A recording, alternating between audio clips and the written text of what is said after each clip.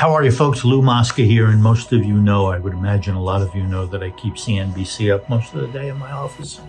You know, I go from Squawk Box in the morning to, whatever's next during the day, and then the evening bell and whatever, all these other things on CNBC. I sort of like that. One of the things last week I saw that they were talking about small business confidence is up.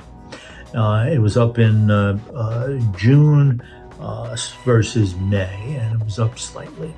And the Wall Street Journal and Vistage reported that small business confidence had ticked up a little bit in June.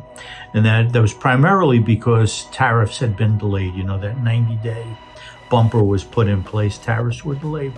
But they also made some other comments, and I think you should really think about this. So inventory levels are flat.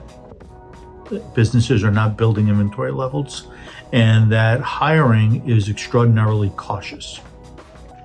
And we find that with our existing clients too, that hiring plans are cautious. Building excessive inventories is sort of like taboo nowadays.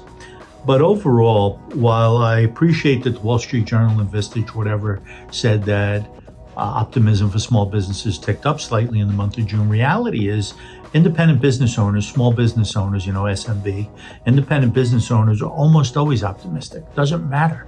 They're almost always optimistic. They're always looking, fighting, feeling, waiting, challenging to go after that next book of business, that next sale. They're always optimistic. So to see a slight tick up in June, I guess when the 90-day tariff freeze wears off, maybe that'll change. Maybe some deals will be made with more countries. I don't know. This is not a political thing, right? To me, it is a small business fragileness that you got to be aware of, okay? So I applaud the small business owner who's always optimistic, whatever the polls may or may not say, okay? So if you're an independent business owner and you want to talk about your strategy, your direction for the second half of 2025, hit me up on LinkedIn. Happy to talk to you, okay?